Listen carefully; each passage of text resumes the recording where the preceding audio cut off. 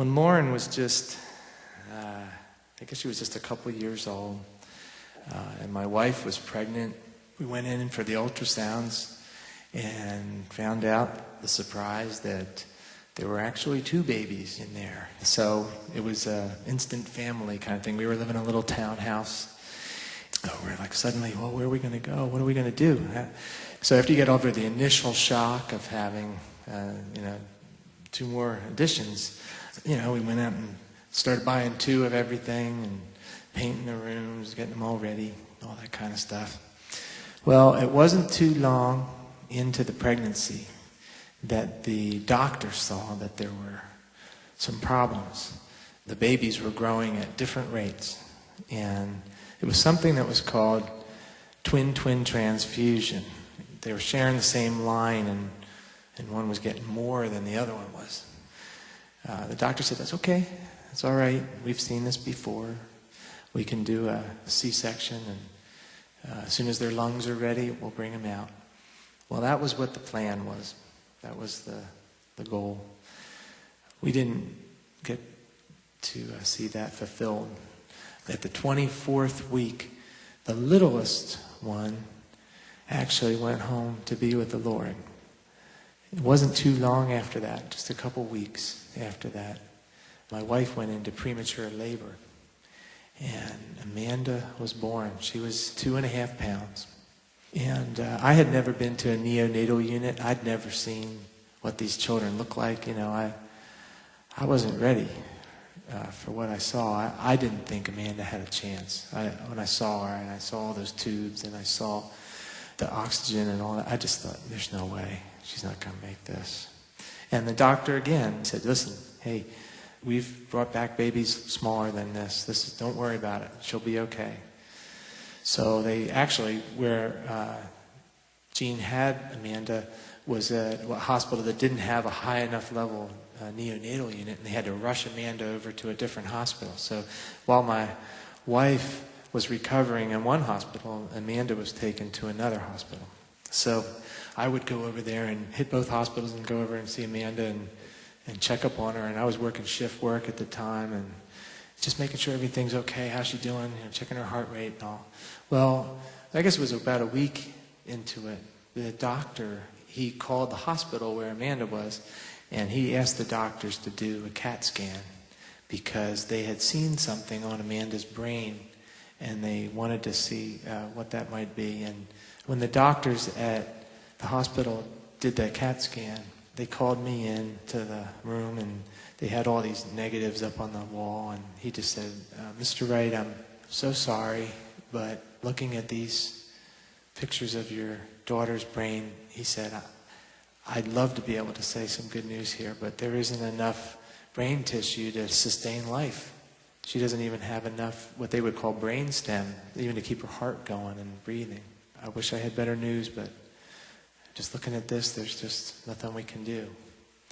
I just wept, and I went to the hospital where my wife was, and I had to break the news to her, and it was horrible.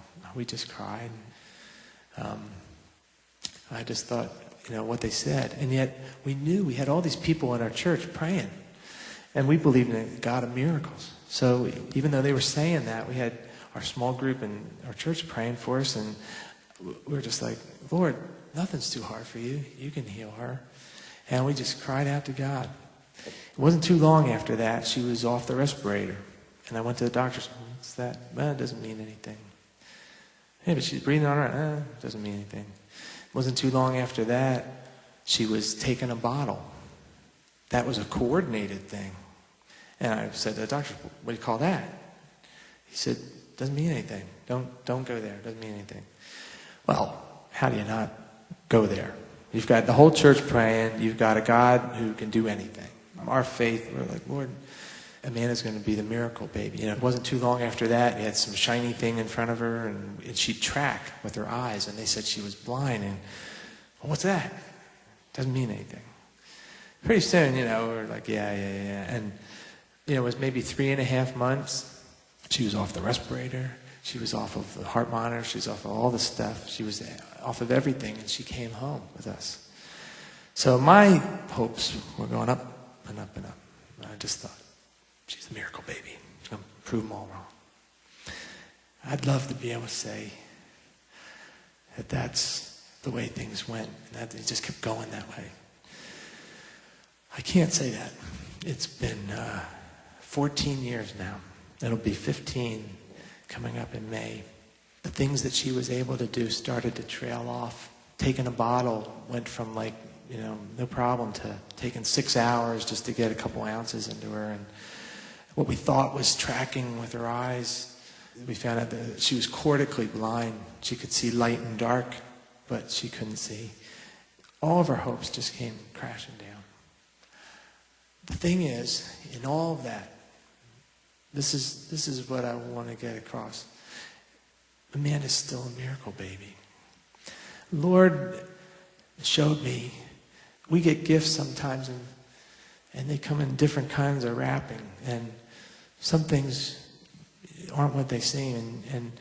And down here, when things happen, trials come and stuff, we just see this little window, and we want everything to change in this little window. But God is looking so far beyond on either side, and he's looking at eternity. And he's looking at things that he's going to do, that what we're looking at that we want changed. He's saying, no. I'm going to do a great work. I'm going to do a great work. And he did. He did a great work in my heart. When Amanda was born, I had a lot of other things grabbing my attention, whether it was sports or entertainment, or I was so wrapped up in things down here. As far as Jesus coming back again, hey, Lord, you can take your time. Take your time, because I'm happy. I'm here, and I made this my home. And the Bible talks about us being foreigners and aliens, and that this isn't our real home. And those passages suddenly became real, and the Lord opened my eyes to understand just what does that mean?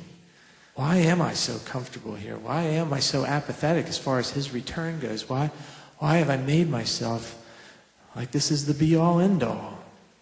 And Amanda, a helpless baby who couldn't walk, couldn't talk, couldn't see, couldn't eat, she started weaning me off of all these things that I thought were so important.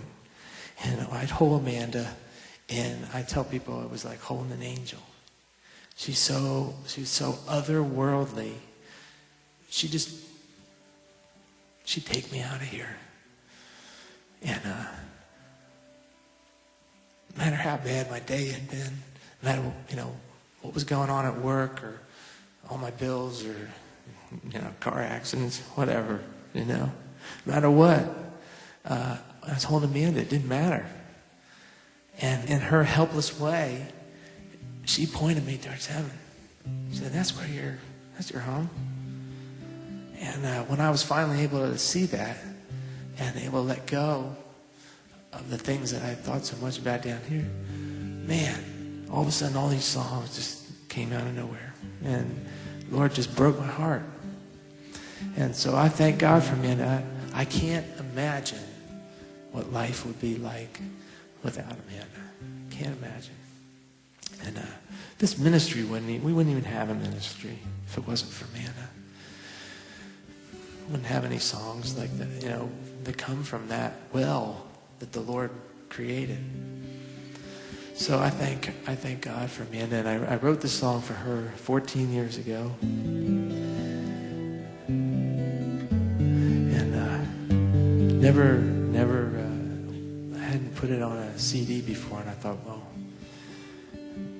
this would be good to put it on this. So it's a song